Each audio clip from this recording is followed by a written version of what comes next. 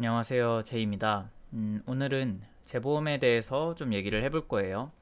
이 재보험 계약에 대한 게 종종 시험 문제로 나오더라고요. 그래서 이제 재보험 계약에 어떤 것들이 있는지 사실 좀 막 자세하게 들어가서 뭐 그걸 어떻게 다뤄야 하는지 이런 것까지는 볼 필요는 없을 것 같아요.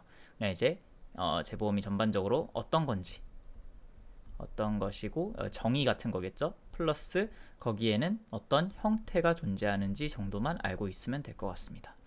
자, 일단 어떤 건지에 대해서 먼저 간략하게 얘기를 해볼 텐데요. 자, 재보험이라고 하면 요 이름에서 나타나듯이 보험회사의 보험이라고 많이 생각을 하실 거예요.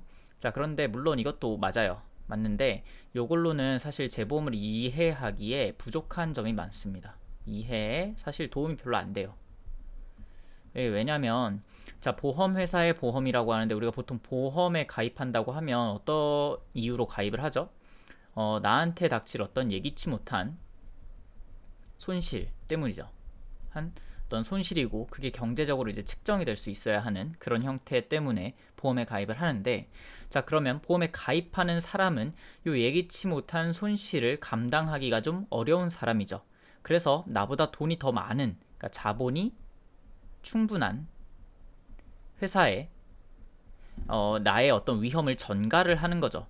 그걸 전가하는 대신 이제 보험료라는 어떤 지속적인 형태의 비용을 납부하고, 그러니까 내가 이렇게 어떤 변동성이 큰 삶을 이제 살 수가 있는데, 요 아래로 꺼지는 부분이 내가 감내할 수 있는 선 아래로 떨어져 버리기 때문에 요거를 일상적인 상태에선 해결하기가 어렵다. 그래서 나는 내 어떤 수익의 캐시플로우 같은 거를 좀 평균적으로 약간 요거보다 약간 이제 끌어내리는 거예요. 이렇게 약간 이제 끌어내리는데, 대신 이렇게 떨어지는 지점을 없애버릴 수 있다는 거죠.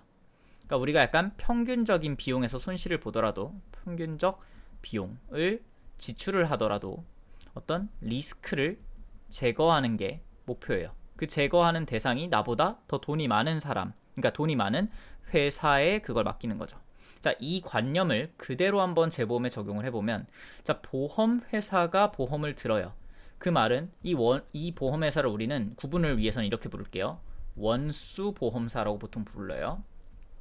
최초의 계약자에게, 그러니까 일반적인 우리가 말하는 개인 소비자에게 보험을 판매하는 회사를 원수보험사라고 부르고, 그 다음에 이제 재보험사가 있어요.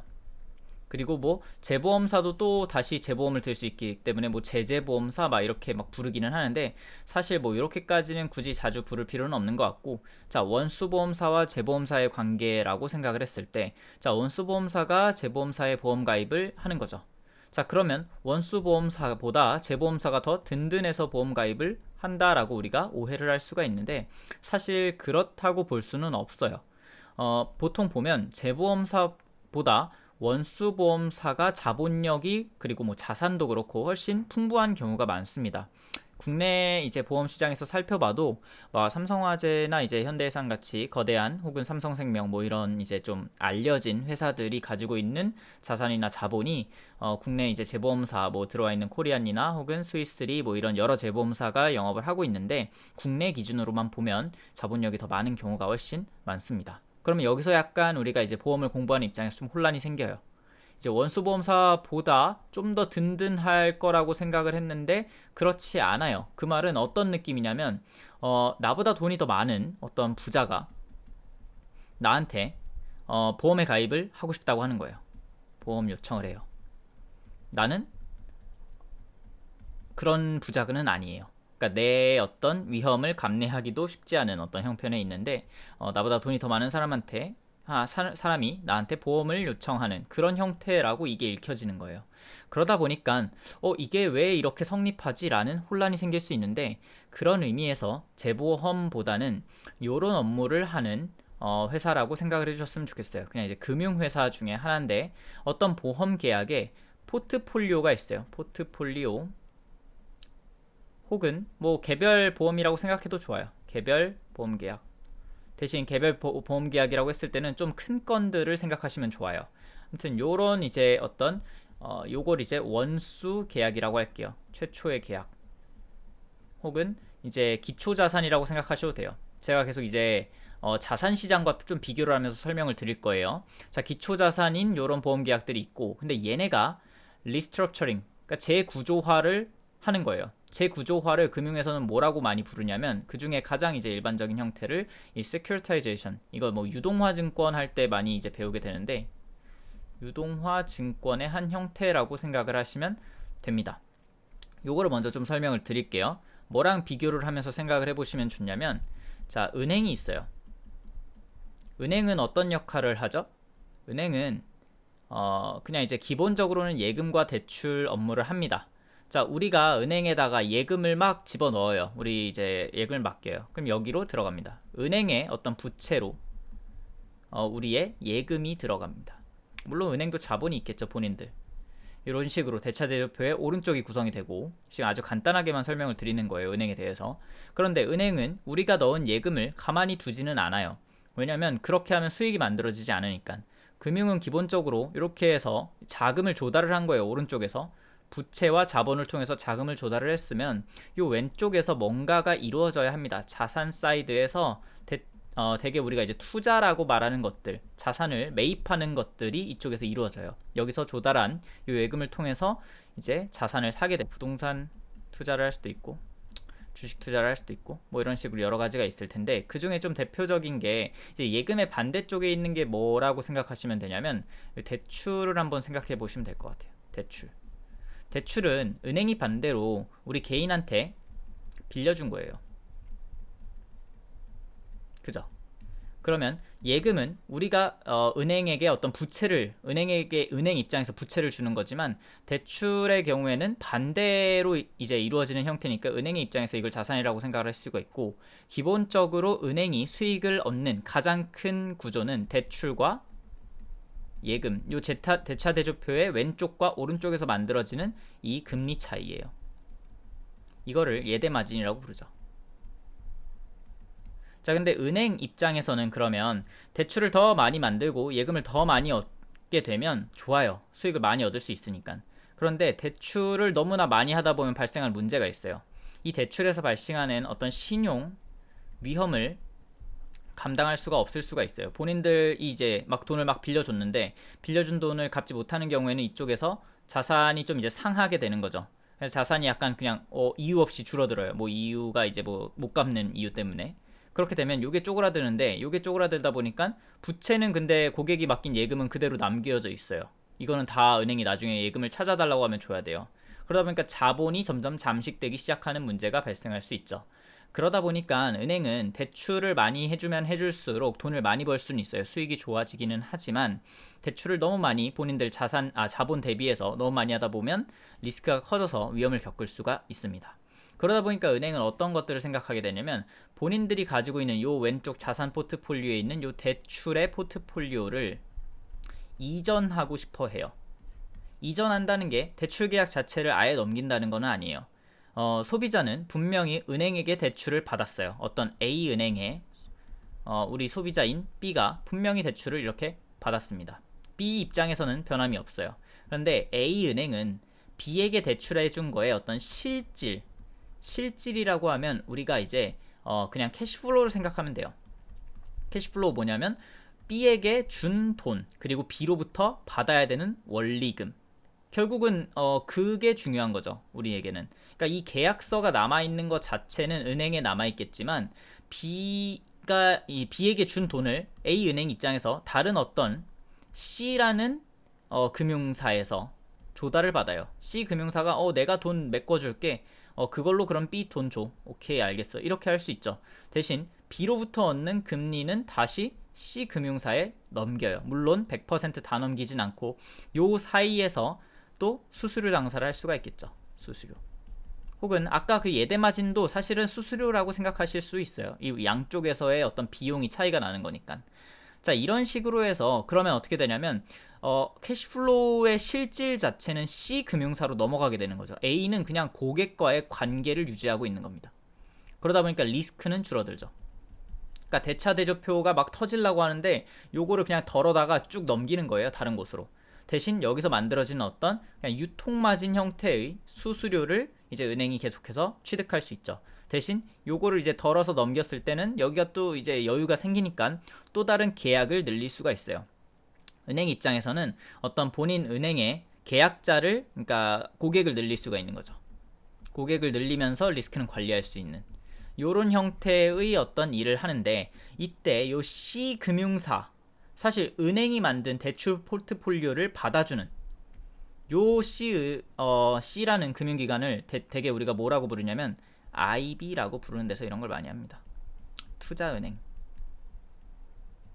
그럼 투자은행은 어떤 역할을 하는 거냐?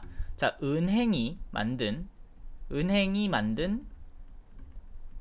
기초자산의 파생 역할을 하는 거예요. 파생 상품을 다루는 겁니다. 요거를 이제 요 어떤 기본적인 구조 자체를 CDO, 뭐 Collateralized Debt Obligation 해가지고 요 부채를 콜렉트 모아가지고 이제 그걸 넘기는 형태의 파생 상품이라고 많이 부르는데, 자, 은행이 만든 기초자산의 파생 상품을 다루는 투자은행이 있다면 우린 생각해 볼 수 있어요. 자, 캐시플로우가 만들어지면 언제나 이런 식의 유동화라는 걸 할 수가 있습니다. 캐시플로우라는 거는 처음에 목돈이 뭐 들어오거나 혹은 나가고 그 목돈에 대한 것들을 천천히, 자, 원리금이랑 처음에 대출이라고 생각하시면 돼요. 천천히 갚거나 다시 받는 그런 형태로 보통 많이 이게 주고받음이 이루어지게 되는데, 누군가는 이 한 번에 받는 돈을 원할 수 있고 누군가는 돈을 나눠 받는 걸 원할 수 있어요. 내가 당장 돈이 급하지 않으니까 천천히 나눠 받되 조금 더 이자를 붙여서 받고 싶은 사람이 있을 수 있고, 급전이 필요한 사람이 있을 수 있겠죠. 요 두 개를 왔다 갔다 하게 만들어주는 걸 유동화라고 보통 부릅니다. 혹은 증권화, 그냥 세큐리타이제이션이라고 부르기도 해요. 그래서 캐시플로우를 만드는 모든 것들은 이런 식으로 유동화가 가능하고, 은행의 경우에 투자은행에서 그런 유동화를 담당해주고 있다고 생각하시면 됩니다. 자, 이때 이제 우리가 생각해 볼 건 보험이라는 건 그럼 캐시플로우를 만들지 않냐 이거예요. 자, 보험은 무조건 캐시플로우를 만들죠. 어떤 캐시플로우? 보험료라는 게 있고 보험금이 있어요. 캐시플로우를 만든 형태인 거죠. 보험료라는 걸 지속적으로 납입하다가 보험금을 크게 이제 주는 형태의 어떤 캐시플로우가 만들어져 있으니까, 이걸 잘 조합하게 되면 이거를 뭐 이쪽에서 저쪽으로 바꾸거나 저쪽에서 이쪽으로 바꾸거나 하는 역할을 하게 되면 여기서 또 하나의 파생 상품이 만들어질 수 있다는 거예요. 그러니까 그냥 쉽게 생각하면 보험도 캐시플로우가 만들어지는 금융상품인데 파생을 못하겠냐 이거죠. 할 수 있겠죠, 당연히. 근데 보험의 어떤 투자은행이라고 부르는 녀석이 그런 분야를 갖고 있을 때 그게 재보험이다, 이렇게 생각하시면 됩니다. 그러니까 그런 의미에서 보면 분명히 뭐 자본이 더 원래 원수보험사보다 자본이 많으면 이런 어떤 파생 역할을 하기가 쉬워요.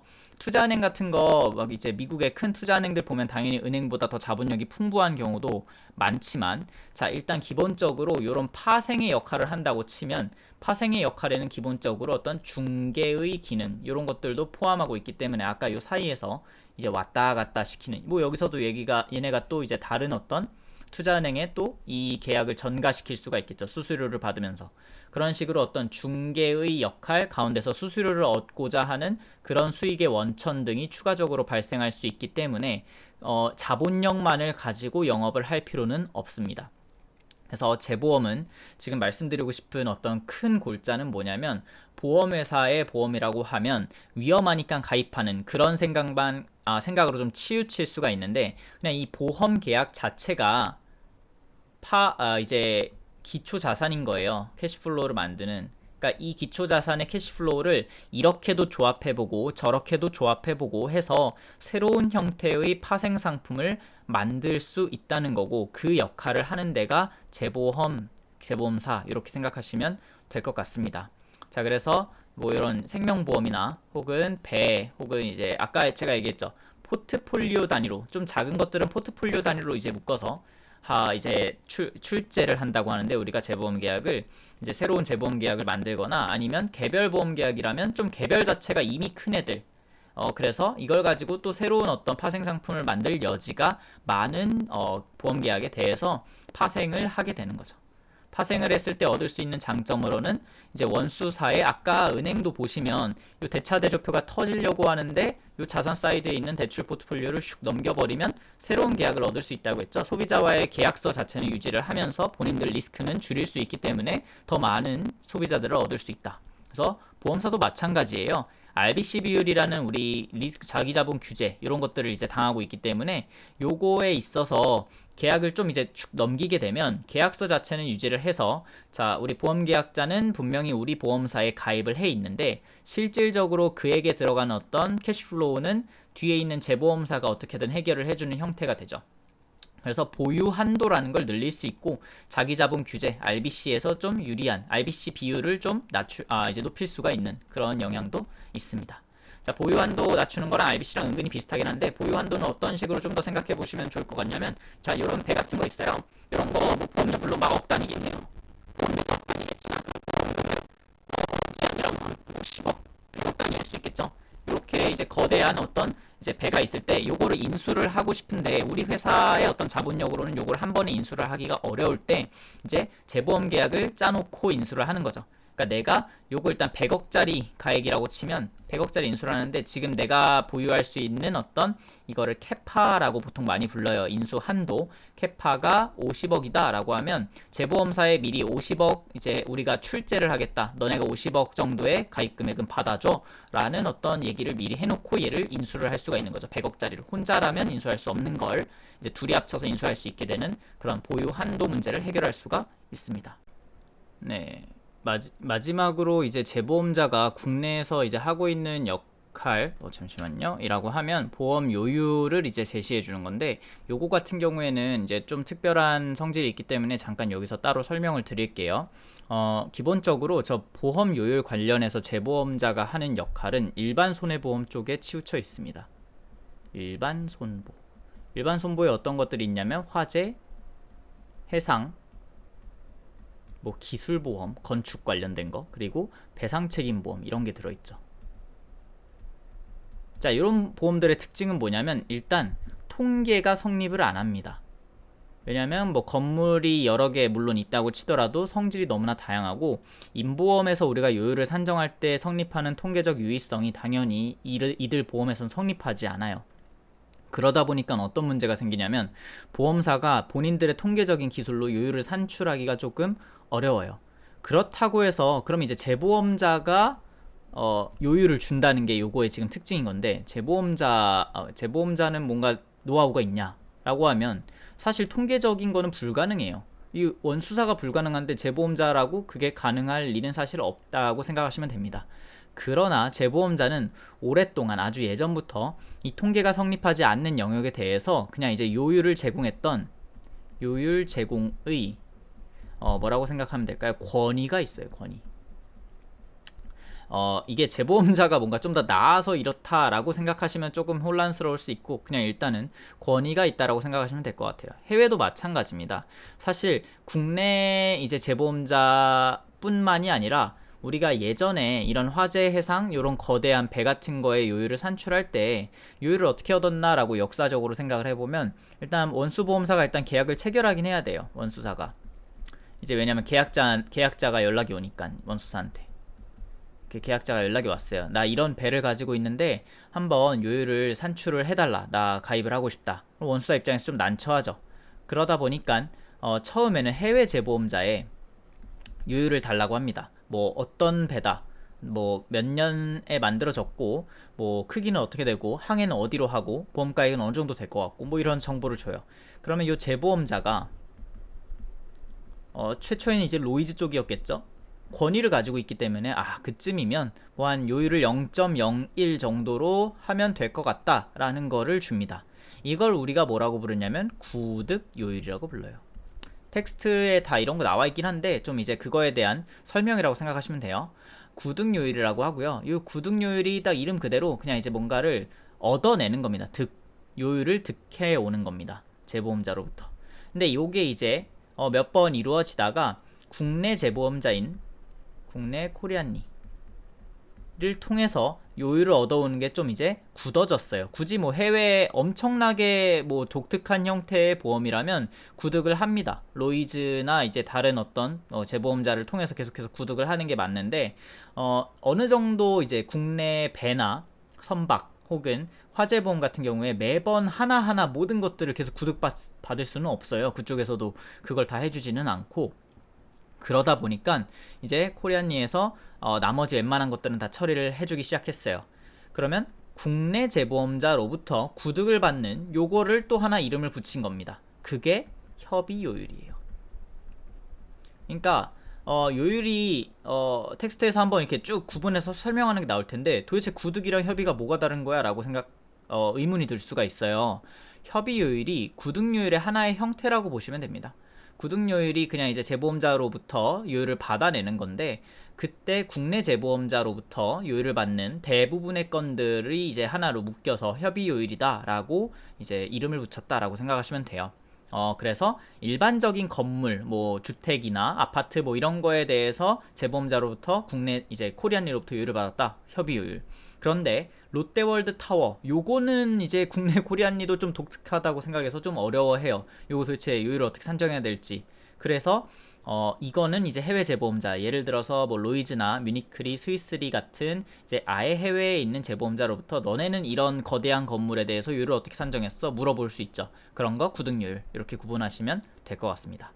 그래서 일반 손보 쪽에서 이런 게 많이 사용된다. 일단은 이렇게 생각하시면 될 것 같고, 요거까지가 재보험자의 역할이고, 사실 재보험, 아까 제가 이제 기초자산을 어떤 파생하는 형태의 이제 2차 보험 계약이라고 금융 계약이라고 생각하시면 된다고 했는데, 그런 역할에 맞춰서 본다면 요 앞에 두 개가 좀 더 역할을 하는 거고요. 요 요율 관련된 거는 사실 어떤 권위를 가지고 하는 거고, 특수한 역할이라고 보기는 조금은 어렵습니다. 그냥 이제 이런 거라고 알아두시면 될 것 같아요. 그리고 요런 뭐 원수사가 있고 그걸 재보험자로 출제한다, 뭐 요런 형태의 도식이라고 보시면 될 것 같습니다.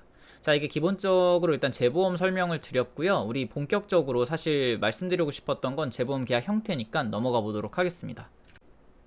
자, 재보험 계약의 형태는 어떤 식으로 조합을 하시면 되냐면, 자, 기초 자산이 있어요. 그 기초 자산이 그냥 보험 계약이에요. 원수 보험 계약. 원수 보험 계약. 진짜 다양하겠죠.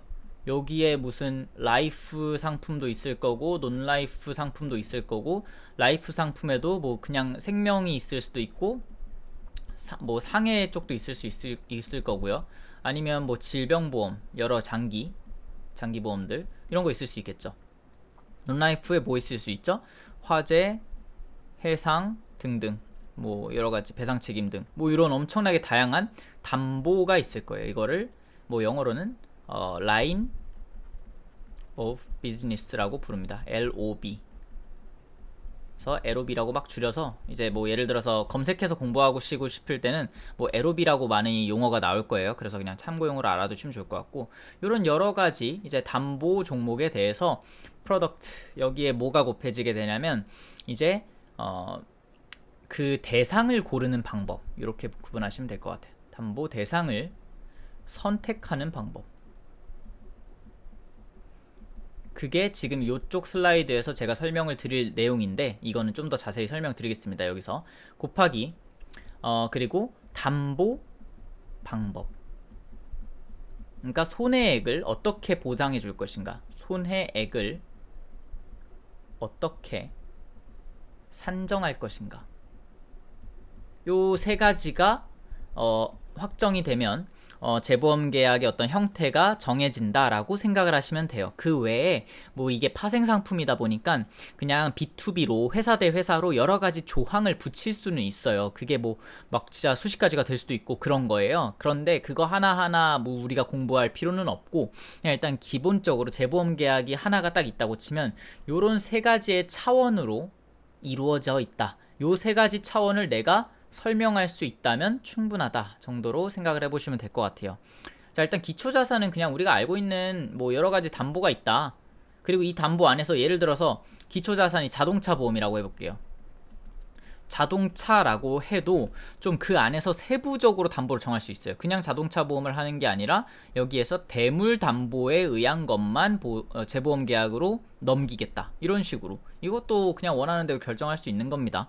그냥 이제 어떤 걸로 인한 사고를 재보험 계약에 붙일 건지 뭐 그런 걸 자유롭게 고를 수 있다, 이렇게 생각을 하시면 될 것 같아요. 그리고 일단 우리가 중요하게 알아야 될 건 여기입니다. 여기에 어떤 것들이 있는지. 자, 기본적으로 생각해보면 대상을 선택하는 방법에 재보험은 두 가지 조건을 붙이고 두 가지 방법을 가지고 있고요. 담보 방법, 손해액을 어떻게 산정할 건지에 대해서도 크게 보면 두 가지의 어떤 방법을 가지고 있습니다. 그래서 재보험 계약은 좀 크게 나누면 2 곱하기 2 해서 네 가지의 어떤 섹션으로 구분을 할 수 있다라고 먼저 생각을 해보시면 돼요. 자, 첫 번째로 대상을 선택하는 방법 두 가지에 어떤 게 있냐? 여기 담보 대상에 따른 분류라고 써놓은 거예요. 자, 어떻게 나눌 수 있냐면 트리티라는 게 있고요. 특약이라고 불러요. 한글로는. 우리 뭐 예를 들어서 시험에 쓴다고 치면 한글로 써야겠죠. 특약이라는 게 있고 팩이라고 부르는 facultative, 임의라는 건이 있습니다. 요거. 이렇게 크게 담보 대상 선택이 두 개로 나뉘는데요. 각각이 어떤 거냐라고 하면 그리고 요거 헷갈리시면 안 되는 게 요 특약은 우리 원수 상품에 주계약 플러스 특약으로 이루어져 있죠. 담보가 특약, 주계약, 그리고 특별약관의 줄임말 특약. 그거랑 달라요. 요건 트리티, 영어로는 트리티라고 부르는 애를 그냥 이제 특약이라고 보통 우리가 한글로 부르는 건데요. 어떤 거냐면 요런 식으로 기본적으로 룰 베이스로 담보 대상이 정해집니다. 그러니까 무슨 말이냐? 규칙을 딱 정해요. 혹은 특성을 정해요. 어떠어떠한 계약들, 뭐 이런 식으로 조건을 정합니다. 지금 제가 여기 예시로 써놓은 게 이거죠. 2020년 S화재의 자동차 보험 특약. 그래서 여기에 조건을 그냥 자동차 보험이라고만 했으면, 자, 2020년에 가입한 S화재에 가입한 모든 자동차 보험은 다 대상이 되는 거예요. 그러니까 바구니만 딱 이렇게 결정해 놓는 겁니다. 바구니만 결정해 놓고 요 바구니에 그냥 규칙을 딱 달아놔요. 자, 자동차 보험 계약이면 다 들어가, 혹은 뭐 화재 보험 계약이면 다 들어가, 혹은 자동차 보험이어도 대물 담보만 다 들어가, 이런 식으로. 아니면 좀 더 구체적으로 정할 수 있어요. 여기에서 이제 텍스트 보시면 뭐가 나오냐면 특약 한도액이라는 게 나와요. 트리티에서는 대개 이 특약 한도액, 트리티 리밋을 정합니다. 이것도 하나의 대표적인 규칙을 그냥 얘기하는 거예요. 무슨 말이냐면 가입 금액의 한도를 정해놓는 겁니다. 요게 특약 한도액을 안 정해놓으면 이 바구니에 사실 자동차 보험 다 들어가 하면 너무 많이 들어가죠. 재보험사가 요걸 담보하다가 죽어버릴 수가 있어요. 그러다 보니까 재보험사도 이 어떤 본인들의 익스포저를 관리하기 위해서 너무 가입 금액이 큰 건들은 잘 안 받습니다. 요거는 바구니 단위로 하는 거기 때문에 잘못 담으면 너무 크게 남겨요. 왜냐면 이거의 특징은, 자, 규칙에 맞으면 거절 못합니다. 거절을 못할 뿐만 아니라 원수, 이제 출제, 이게 우리가 재보험을 하는 원수랑 제보사가 있으면 원수사가 재보험사에 이제 재보험 계약을 요청하는 걸 출제한다고 하고, 재보험사가 원수사 거를 받는 걸 수재한다고 해요. 이 출제 수재는 사실 근데 여기가 예를 들어서 재보험사고 여기는 재보험사라고 해도 성립하는, 그냥 이제 재보험 계약을 받고 주고 하는 관계라고 생각하시면 돼요. 자, 출제한다고 했을 때 지금 보시면 너무나 많은 것들이 출제가 되어 버릴 수가 있기 때문에 그 출제의 선을 정하는 게 이제 트리티라고 말씀을 드리고 있었던 거고, 그때 제가 지금 여기서 설명드리려고 하다 말았던 게 뭐냐면, 규칙에 맞으면 거절하지 못하는 것도 맞지만 원수사 입장에서는 규칙에 맞으면 출제를 무조건 해야 돼요. 의무. 그러니까 어떤 자동차가 있어요. 뭐 예를 들어서 어떤 자동차가 하나 딱 들어왔는데 우리 자동차 보험 계약은 다 출제하기로 했어요. 근데 이 자동차는 왠지 사고가 안 날 것 같아요. 운전자가 너무 좀 운전을 잘해. 그렇다고 해서 이 계약을 출제 안 하고 안 좋은 계약만 여기다가 넣을 수는 없다는 거예요. 그럼 모럴 해저드가 발생할 수 있으니까 뭐 그런 생각도 해볼 수가 있고요. 그래서 이 특약의 일단 진짜 중요한 특징은 조건을 정하고요. 그 조건에 맞으면 무조건 의무 출제입니다. 주는 사람도 무조건 출제를 해야 되고 받는 사람도 무조건 받아야 돼요. 그렇기 때문에 조건을 잘 정해야 되는데 그 중에 하나의 조건이 트리티 리밋인 거예요. 예를 들어서 차량이라고 치면 차량가액 1억을 특약 한도액으로 하겠다. 그럼 어떻게 되냐면 1억이 넘지 않는 차의 이제 계약들만 여기로 계속 출제가 되는 거예요. 이해되시겠어요? 이런 식으로 생각을 하시면 됩니다. 그래서 어떤 조건을 정하고 그 조건에 맞는 애들은 다 들어간다. 그 조건에 대표적으로 어떤 것들이 정해지냐면 일단 담보 종목을 정하고요. 자동차 보험 계약 뭐 이런 식으로 플러스 특약 한도액 많이 정해요. 당연히 기간도 정하겠죠. 기간은 보통 이제 연 단위로 많이 합니다. 뭐 이런 식으로 생각을 해보시면 될 것 같아요. 이런 조건이 정해졌고 그 조건에 맞으면 무조건 넘어간다. 이런 식으로 생각하시면 되고요. 재보험 수수료를 지급한다라고 하는데, 자, 요거는 그냥 이제 참고예요. 참고. 자, 보통 재보험 계약을 하게 되면 원수사가 제보사에게 계약을 넘기죠. 계약의 어떤 실질을 넘긴다고 아까 말씀드렸죠. 캐시플로우를, 보험료와 보험금을 주고받는 거. 근데 잘 생각해 보시면 보험료는 보통 영업보험료예요. 우리가 넷 프리미엄을 산출하죠. 보험수리학으로 치면. 근데 이 넷 프리미엄을 1 빼기 사업비 뭐 여러 가지가 있을 수가 있지만 이런 식으로 해서 영업보험료 그로스 프리미엄을 만드는 형태를 배우죠. 그러면 자, 넷 프리미엄이랑 사실은 수지상등이 맞는 거죠. 손해액은. 근데 원수사는 이 계약을 얻기 위해서 설계사분들 뭐 임금도 지급하고 하는 목적이 있기 때문에 사업비를 여기에 붙여서 보험료를 부풀려 놓은 거예요.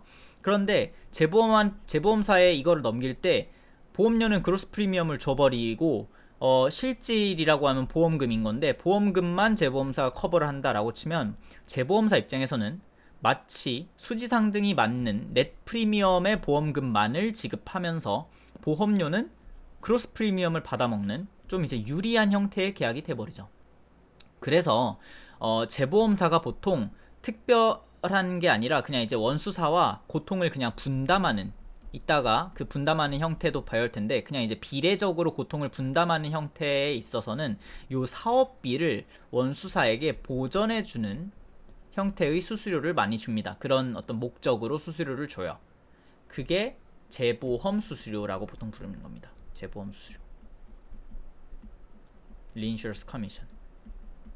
그래서 헷갈리시면 안 되는 게 재보험 수수료는 누구한테 이제 주게 되냐 보통 많이 이제 궁금해할 수 있는데 헷갈릴 수 있어요. 이름 때문에.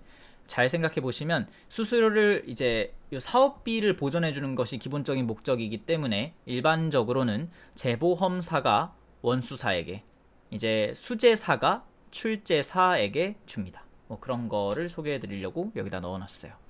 자, 아무튼 이런 특약이라는 형태가 있고 요건 이제 바구니가 특징이에요. 조건과 그 바구니가 무조건 다 의무적으로 출제가 된다. 자, 그런데 여기 임의라는 건이 있어요.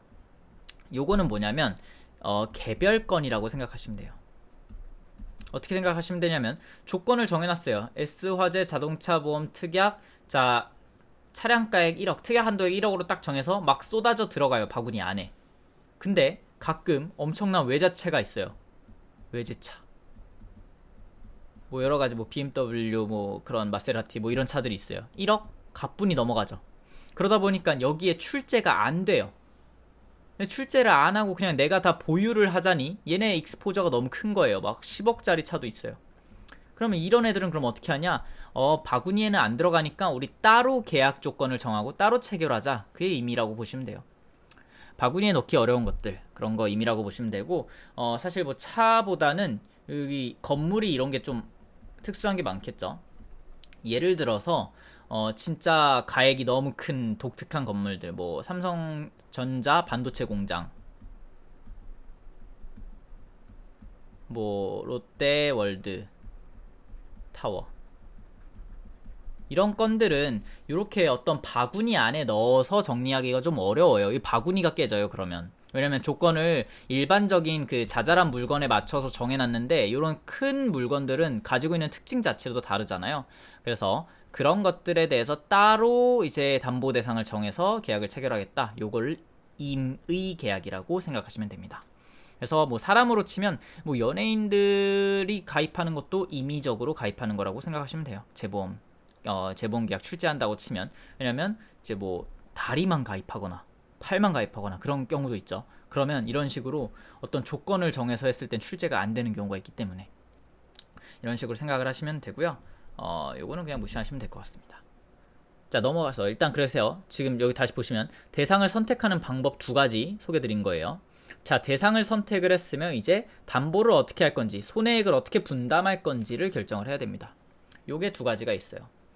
비례와 비비례라고 생각하시면 됩니다. 왜 비례라고 부르고 왜 비비례라고 부릅니까? 첫 번째로 일단 먼저 얘기할게요.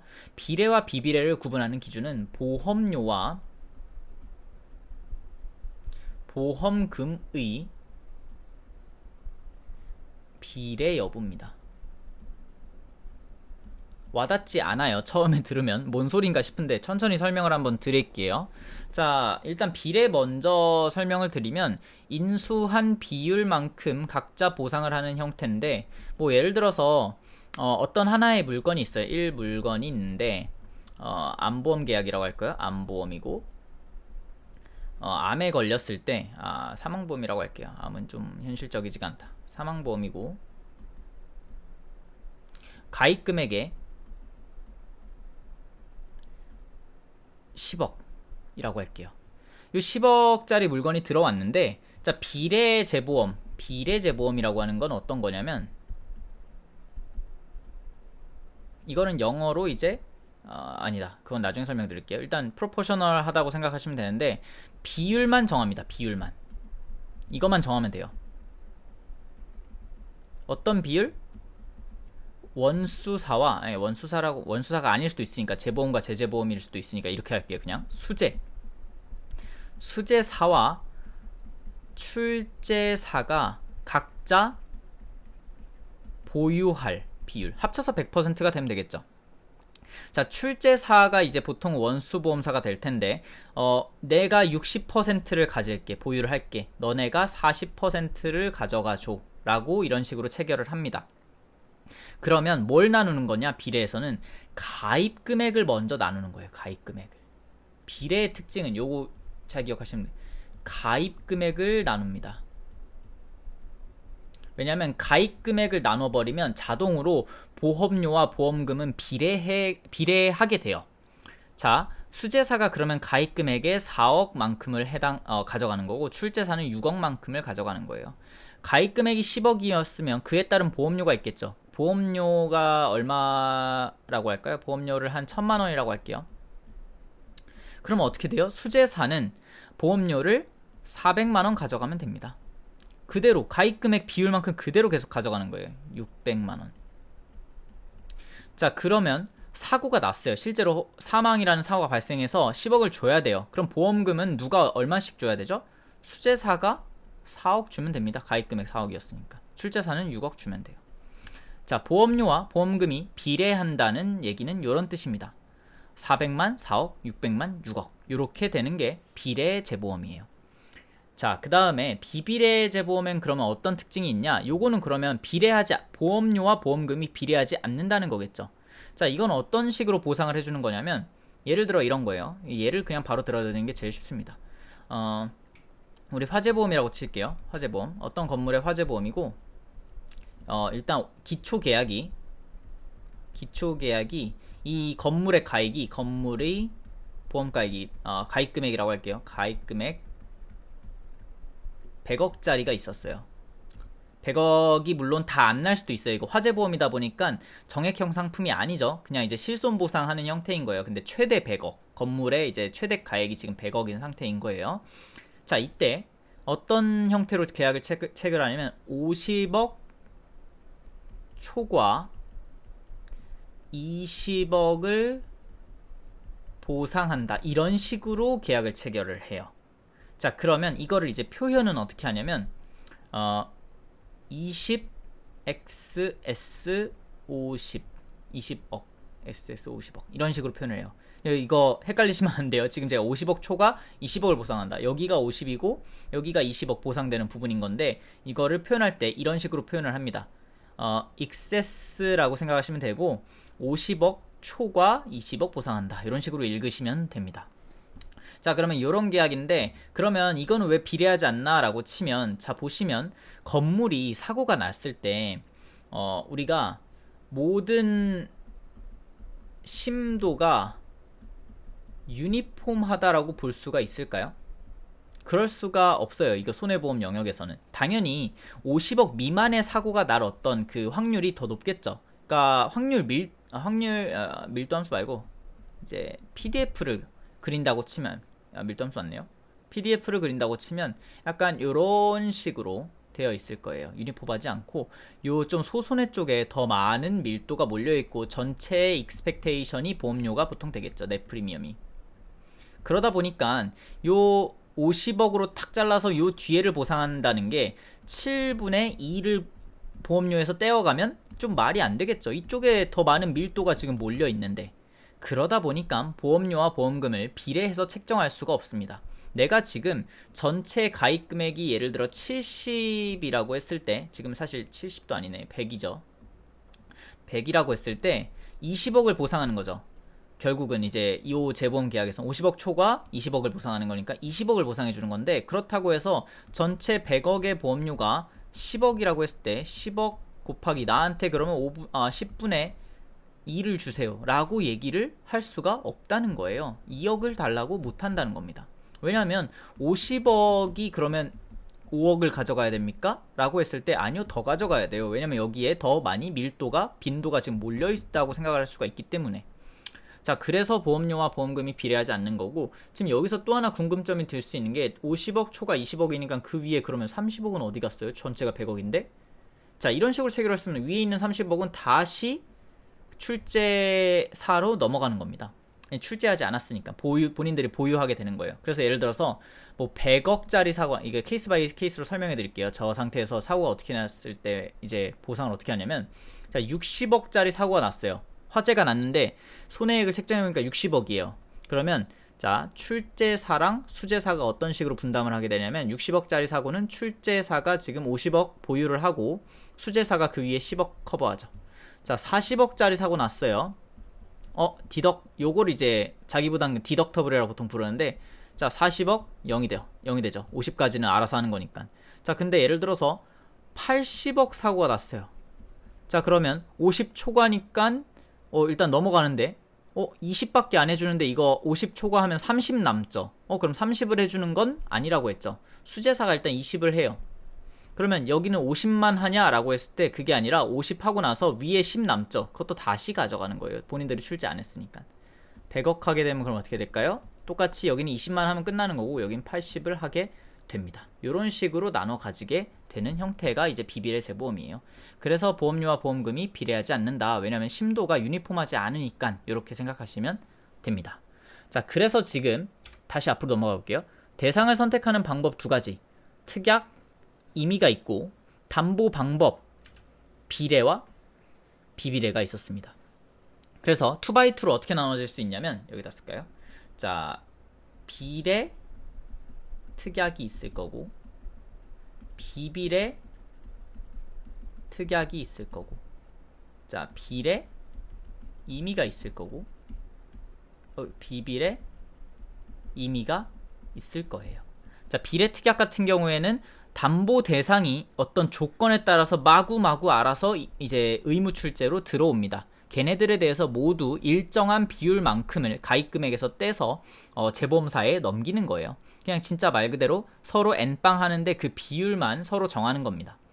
자 비비례 특약 같은 거 마찬가지로 담보 대상은 막 쏟아져 들어와요. 뭐 예를 들어서 10억 미만의 모든 건물은 다 우리한테 이제 담보 대상이 됩니다. 근데 비비례라고 하면 뭐 예를 들어서 그 모든 건물에 대해서 내가 2억 초과 3억은 보상해 줄게요. 이런 식으로 3억, 액세스 2억 이런 식으로 쓴다고 했죠. 자, 이런 식으로 이제 계약을 체결하는 겁니다. 그래서 요 바구니 안에 담겨 있는 모든 계약, 이 모든 건물에 대해서 막 여기도 사고가 날 수 있고, 쟤도 사고가 날 수 있고, 얘도 사고가 날 수 있고 이런데 그 아무튼 모든 사고의 개별 사고에 대해서 혹은 이게 사고를 묶는 단위도 정할 수 있긴 한데 아무튼 어떤 사고가 발생했을 때 2억 초과 3억에 대해서는 재보험사가 보상을 한다 이런 형태가 되고요. 비례 임의 같은 경우에는 이미 그냥 하나의 물건에 대해서 한 개의 물건에 대해서 저 비율을 정하는 거다라고 생각하시면 되고요. 비비례 임의 한 개 물건에 대해서 과연 몇 억 초과 몇 억을 보상을 해줄지 그걸 개별적으로 정하는 거다 이런 식으로 생각을 하시면 됩니다. 총 이렇게 네 가지 큰 구분자로 보실 수가 있고요. 이제 요 비례랑 비비례 근데 좀 세부적으로 보면 좀 더 구분을 해볼 수가 있어요. 그거 한번 설명을 드릴게요. 자, 비례 안에는 크게 두 가지가 있어요. 쿼터 쉐어라고 부르는 QS와 서플러스가 있습니다. 이렇게 두 개가 비례예요. 둘 다 비례다 보니까 자, 보험료와 보험금은 어떻게 될까요? 보험금은 비례해요. 자, 보험료와 보험금이 비례하려면 어떻게 해야 된다 했죠? 어떤 비율을 정하고 그 비율을 가지고 가입 금액을 나눠 가져가면 됩니다. 가입 금액을 나눠서 가져가면 알아서 보험료 보험금은 비례하게 되어 있어요.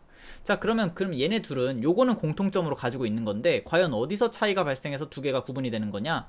그 비율이라는 거를 적용하는 단위가 달라요. 쿼터 쉐어는 바구니 전체라고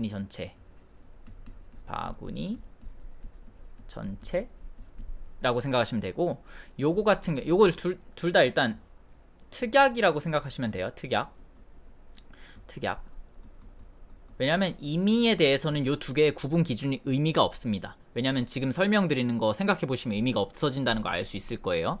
자, 얘는 바구니 전체에 대해서 어떤 일괄 비율이라고 생각하시면 되고 서플러스는 바구니 속 물건마다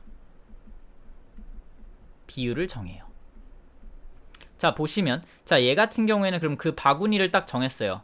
우리 특약 한도액은 5억이라고 정하니까 5억 미만의 가입 금액을 가진 모든 건물을 여기다 다 넣어주세요 라고 했어요.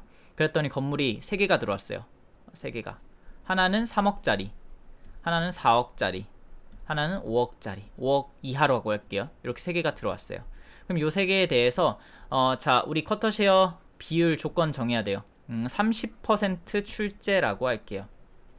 자, 그러면 3억짜리는 9천만원이 출제가 될 거고요. 여기는 1억 2천만원의 가입금액 기준으로 출제가 되고 얘 같은 경우에는 1억 5천만원이 글씨가 점점 이상하네.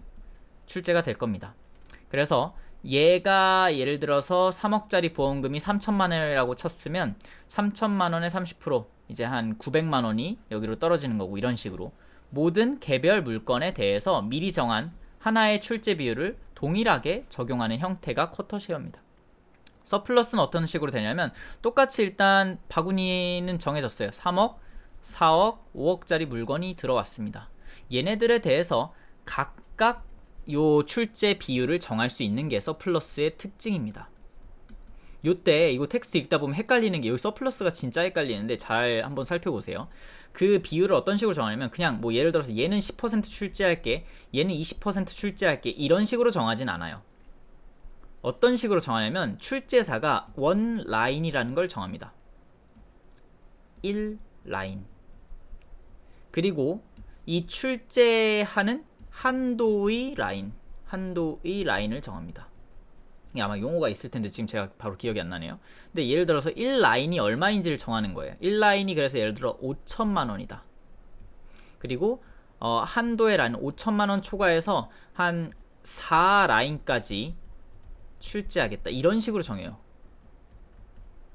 그럼 어떻게 되는 거냐면 자, 이 원라인은 뭐냐면 얘는 보유하겠다는 겁니다. 우리는 이만큼 가져갈게를 먼저 출제사에서 정하는 거예요. 자, 우리는 얘네 각각에 대해서 예를 들어서 잠시만요. 네, 각각에 대해서가 아니라 요 1라인은 물건마다 정해요. 물건마다. 그래서 플러스예요. 예를 들어서 첫 번째 물건의 원라인은 5천이고 두 번째 물건의 원라인은 뭐라 할까요? 한 8천. 세 번째 물건의 원라인은 다시 5천이라고 할게요. 똑같이. 자, 이렇게 했을 때, 자, 첫 번째 물건은 그러면 출제사와 수제사가 가입금액 기준으로 어떻게 나눠 가져가냐면, 얘도 지금 가입금액 기준으로 나눠 가져간다는 게 특징이에요. 자, 출제사가 5천 가져갑니다. 남은 거 얼마죠? 가입금액 기준으로 2억 5천 남았죠. 그런데 4라인이면 5천에 4라인이면 얼마예요? 2억이죠. 곱하면. 그래서 재보험사는 2억까지밖에 못 가져가요. 가입금액 기준으로. 그러면 자, 2억 5천인데 3억이죠. 다시 5천의 가입금액은 출제사가 가져갑니다. 자, 그러면 얘는 출제율이 어떻게 돼요?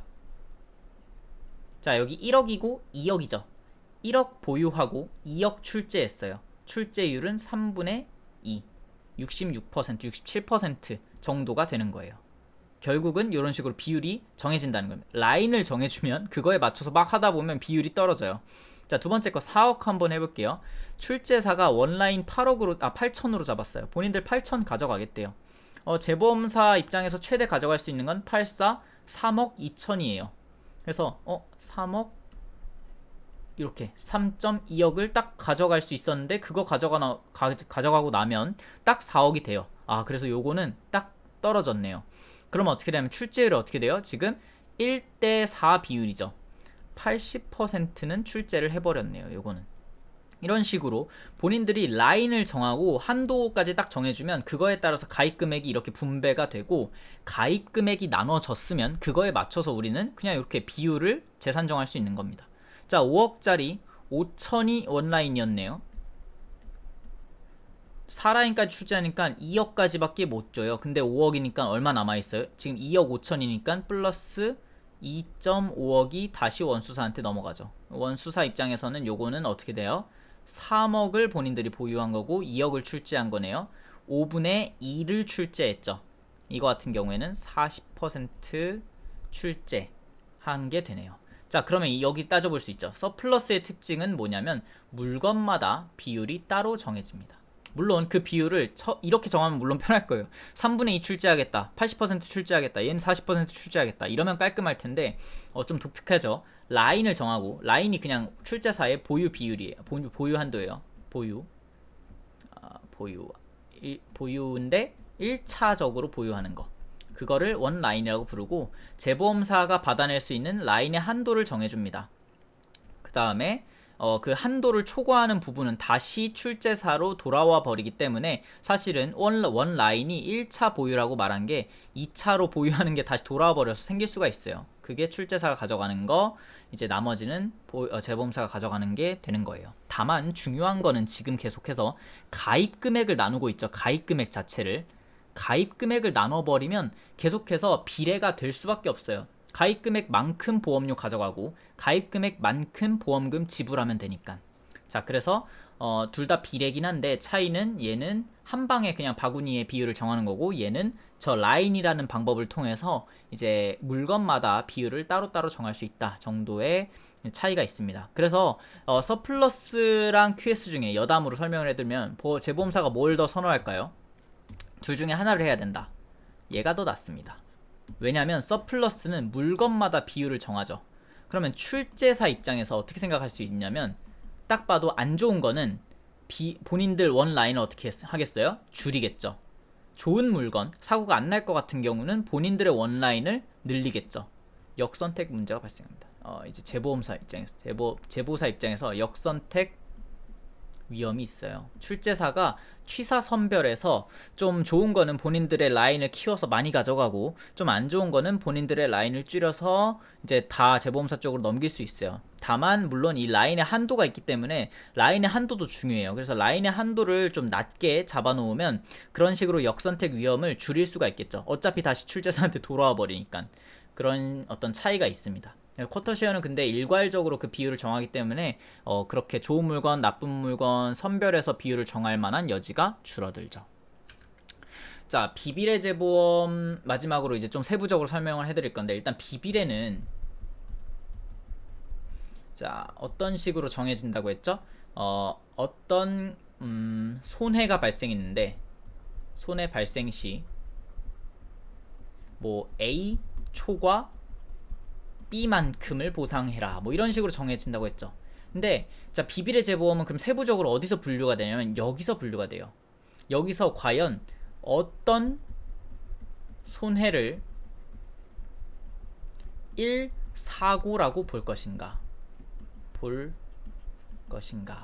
요걸로 분류가 되는데 어떤 식으로 그럼 나눠질 수가 있냐면 크게는 리스크, 우리가 이제 비비례 재보험을 영어로 XOL이라고 불려요. Excess of Loss. 이름 그대로죠. 초과 손해액 재보험. 한글로는 이렇게 부르네요. 맞아. 한글로 기억하고 있으셔야 돼요. 초과 손해액 재보험. 자, 이런 식으로 이제 비비례 재보험을 부르는데 리스크 엑셀이 있고 그 다음에 이벤트 엑셀이 있어요. 그리고 스탑 로스. 아마 텍스트에는 이 스탑 로스가 완전 별도의 어떤 비비례 재보험인 것처럼 설명이 되어 있을 텐데 묶어서 보는 게 훨씬 좋습니다. 그냥 다 그냥 비비례예요. 근데 뭘로 구분이 되냐? 1 사고의 정의로 구분이 되는 것 뿐입니다. 자, 얘 같은 경우에는 한 개의 개별 사고, 개별 물건이라고 볼게요. 개별 계약. 한 개의 계약에서 발생한 사고를 1 사고라고 정의하고요. 요거 같은 경우에는 한 개라고 하면 좀 약간 애매할 수 있는데 한 번의 어떤 이벤트 이벤트가 뭔지 설명드릴게요. 이벤트라는 이건 정의를 이제 하기 나름인 거라서 한 개의 이벤트로 발생한 사고의 총체라고 생각하시면 돼요. 요거 같은 경우에는 1년의 사고가 만든 손해율 뭐 이런 식으로 생각하시면 됩니다. 어떤 차이가 있냐면 자, 우리 시장에 이 시장 재래시장이라고 생각해 볼게요. 시장에 지금 10개의 점포가 있어요. 근데 어떤 사고가 발생했어요. 불이 나서 10개의 점포 중에 5개가 한꺼번에 탔어요. 그러면 자, 이때 이제 얘네들이 나뉘기 시작하는데 리스크 엑셀은 그 각각의 5개 점포를 하나하나 개별 사고로 따집니다. 예를 들어서 사고액이 어떤 식으로 났냐라고 한번 해볼게요. 하나는 2억 손해실이 났고 하나는 1억, 또 하나는 5천, 그리고 마지막 하나는 5억이 났다고 칠게요. 이렇게 해서 5개의 점포가 손해를 입었어요. 자, 리스크 엑셀인데 엑셀 조건을 어떻게 하냐면 2억 초과 2억이라고 한번 해볼게요. 요런 리스크 엑셀이 있어요. 그러면 요 2억 초과 2억이라는 요 조건을 어떤 1 사고에 적용하냐, 요게 포인트인 거예요. 자, 2억 초과 2억이면 얘 보상 안 하죠. 얘도 안 해요. 얘도 안 해요. 얘도 안 해요. 여기 하는데 2억 초과 2억이니까 2억만 하죠. 요거는 2억 보상하게 됩니다. 지금 제가 2억 초과 2억이라는 조건을 하나의 어떤 점포에 대해서 개별적으로 적용했죠. 그게 리스크 엑셀의 특징인 거예요. 한 개의 계약을 기본적인 단위로 칩니다. 자, 이벤트는 물론 지금 제가 이벤트라고 했는데 이벤트를 정의를 하기 나름이에요. 근데 일반적으로 어떤 걸로 정의하냐면 손해 원인이 동일한 경우. 지금 사실 여기 불이 났는데 어떤 하나의 각자 불난 거라기보다는 뭔가 하나의 불이 났는데 옮겨 붙은 그런 상황이라고 생각을 해보세요. 그러면 얘네들은 원인이 지금 어떤 같은 겁니다. 그러니까 사고를 유발한 원인 자체가 지금 같아요. 그리고 플러스 그렇다고 해도 막 서로 계속 불이 여기 났다가 저기 이어붙었다가 막 계속 이어지면 좀 난처하죠. 그래서 제한 시간을 둡니다. 보통 뭐 예를 들어서 한 72시간 단위로 1 사고를 끊는 거예요. 아무리 뭐 그 뒤에 계속 불이 번졌다고 치더라도 산불 같은 경우에 72시간 안에 딱 이제 지나게 되면 그건 다음 사고로 치는 겁니다. 이런 식으로 일단 이벤트를 정의를 해요. 그러면 지금 얘네는 72시간 3일 내에 이런 사고가 한꺼번에 지금 하나의 불에 의해서 발생했다고 칠게요. 그러면 얘는 1 사고가 지금 손해액이 이렇게 각각 나오는 게 아니라 3억, 4억, 5억, 다음 9억, 9억 5천, 9.5억이죠. 총 4억이. 지금 9.5억짜리 1 사고가 발생한 거라고 이벤트 엑셀에서는 생각을 하는 겁니다. 그래서 이 이벤트 엑셀에서 똑같이 2억 초과 2억을 하면 2억밖에 보상을 안 하겠죠. 근데 예를 들어서 좀 지금 똑같아 버리니까 바꿀게요. 한 5억 초과 5억짜리 이벤트 엑셀을 가입했다고 쳐요. 그러면 얘 같은 경우에는 4.5억을 보상받을 수가 있는 형태인 겁니다. 근데 5억 초과 5억이 리스크 엑셀이었다? 그럼 어떻게 돼요? 보상금 제로죠. 각각 다 적용하다 보면. 그래서 이벤트 엑셀은 보통 리스크 엑셀보다 훨씬 그 자기 디덕터블이라고 우리 부르는 이 디덕터블이 훨씬 크고 보상하는 이 리밋도 아주 큰 경우가 많습니다. 좀 더 큰 형태. 그래서 이벤트 엑셀의 특수한 형태가 바로 우리가 캣 엑셀이라고 부르는 거예요. 캣은 이제 보통 자연재해를 많이 일컫는데, 물론 이제 인간이 만든 어떤 인적 재해도 캣 사고라고, 그냥 큰 사고를 보통 캣이라고 많이 부르긴 하는데, 보통은 내추럴 캣을 많이 의미를 합니다.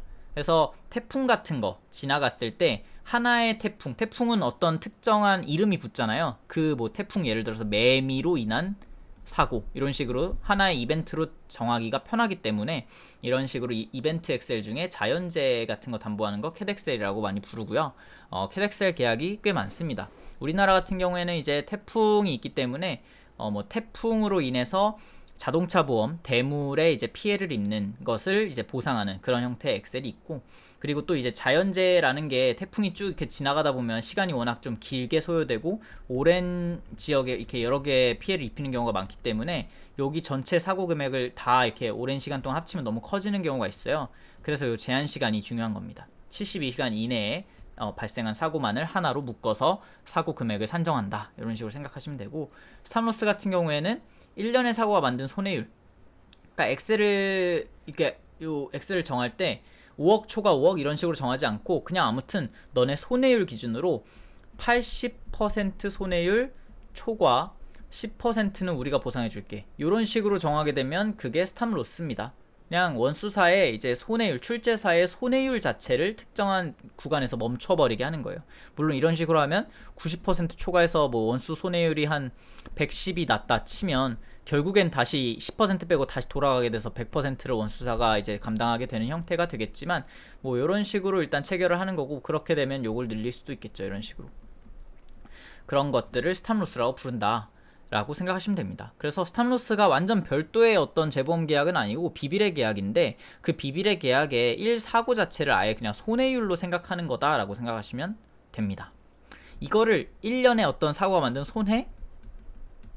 손해액으로 하는 경우도 있어요. 손해율이 아니라 그냥 이제 전체 1년 동안 너네 발생한 총 손해액 기준으로, 그런 것들을 이제 어그리게이트 엑셀이라고 부르는데, 총 손해액 엑셀 뭐 요 정도로 생각을 하시면 될 것 같아요. 뭐 이런 식으로 재보험 계약 이제 비비례에는 이제 1사고를 어떻게 묶어서 정의할 건가에 따라서 세부적인 분류가 나뉩니다. 이 정도로 일단 재보험 계약은 기본적인 형태만 사실 설명하려고 했는데 꽤 자세하게 설명을 드린 것 같아서 시간이 좀 길어졌는데, 이것만 알아두시면 충분할 것 같아요. 어떤 재보험 계약이 있을 때 그걸 설명할 수 있는 정도, 그 정도로만 공부하시면 될 것 같습니다. 감사합니다.